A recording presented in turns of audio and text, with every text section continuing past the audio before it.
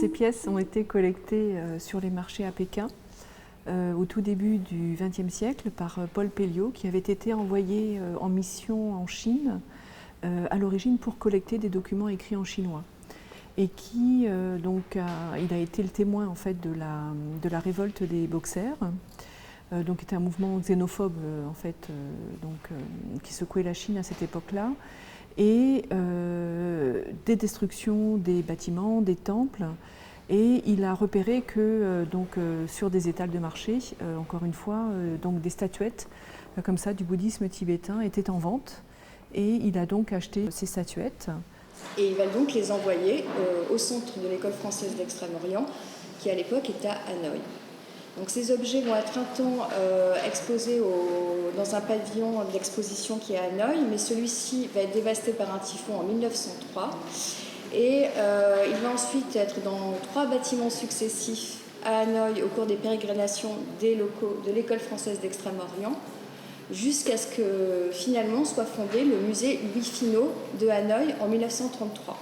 Donc dans ce cadre, la collection va être transférée au centre de l'école française d'Extrême-Orient de Phnom Penh, et elle va y rester 16 ans, jusqu'à l'époque de la guerre civile, et notamment du coup d'État de 1970. À cette époque-là, les chercheurs qui sont en poste alors à l'école française d'Extrême-Orient, notamment Bruno d'Agens, commencent à craindre pour leur sécurité et la sécurité des collections, et ils envoient donc les archives de l'EFEO et cette collection par la valise diplomatique à Paris, dans le centre de la Maison de l'Asie qui vient d'être créée en 1968. Et c'est comme ça qu'elles sont parvenues jusqu'à nous. Alors c'est une collection de statuettes tibétaines qui relèvent donc du bouddhisme tibétain, qui est assez exhaustive en réalité, et c'est là tout le talent justement de Paul Pelliot, qui n'était pas forcément un spécialiste du bouddhisme tibétain, que d'avoir su aussi collecter comme ça une palette aussi large et aussi grande de représentations de divinités et de dieux du bouddhisme tibétain. Donc là, pour juste à partir de quelques images, ça permet d'illustrer ne serait-ce qu'une diversité dans les représentations. Là, par exemple, des bodhisattvas. Déjà dans le style, parce que là, on voit qu'on a une image beaucoup plus grande. Donc c'est le bodhisattva de compassion Avalokiteshvara, dans une forme assez simple, anthropomorphe, à 2 bras, qui est assis en posture de délassement. Mais ensuite, on va avoir des formes plus complexes, comme par exemple cette forme d'Arya Avalokiteshvara, qui est donc une forme tantrique polycéphale. De même, on a le Bodhisattva sagesse Manjushri. Dans la collection, il y a des exemples plus classiques où il tient l'épée, par exemple, mais on l'a juché sur un lion. Et là, on a une forme terrible, qui est Yamantaka, celui qui va lutter contre Yama, la mort, qui parfois est considérée comme la forme courroucée de Manjushri. Les divinités, dans leur forme apaisée, vont avoir dans la chevelure des pigments bleus. Là, ce qui est intéressant, c'est qu'on voit bien que le Bodhisattva a une chevelure avec des pigments bleus, et on a des pigments verts qui sont beaucoup moins courants pour le lion.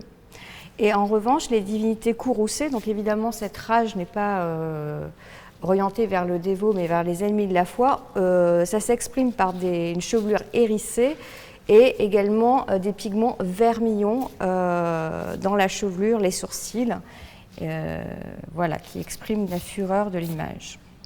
Donc là, il s'agit de Chankya Rinpoche Dorje, qui était le protecteur à la fois du bouddhisme tibétain au sein de la cité interdite à l'époque mandchoue, donc sous la dynastie des Qing, qui a régné en Chine de 1644 à 1912.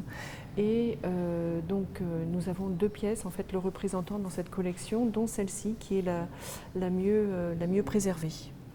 Voilà, en fait, on reconnaît Chankya Rinpoche Dorje à sa coiffe, qui a permis son identification.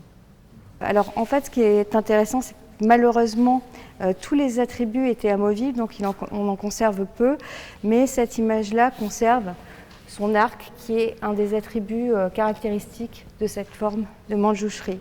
Et il est probable qu'il avait le livre et l'épée, par exemple, ou d'autres attributs, mais on perçoit que dans les mains, il y a des petites perforations et que ces attributs étaient fixés avec des tonneaux.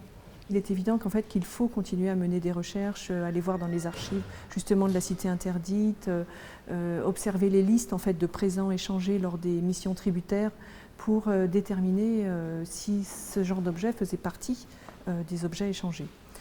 Donc ça, c'est une chose qui est vraiment très très importante. Il y a un travail important qui a été fait, une base de données notamment sur Calam, qui ont été faites donc encore une fois par la bibliothèque de l'École française d'Extrême-Orient. Bon, déjà, ne serait-ce que pour les étudiants qui s'intéressent à l'iconographie du bouddhisme tantrique et en particulier tibétain, qui est extrêmement complexe, ça permet vraiment d'illustrer par des représentations plastiques la diversité des représentations iconographiques de ce courant du bouddhisme.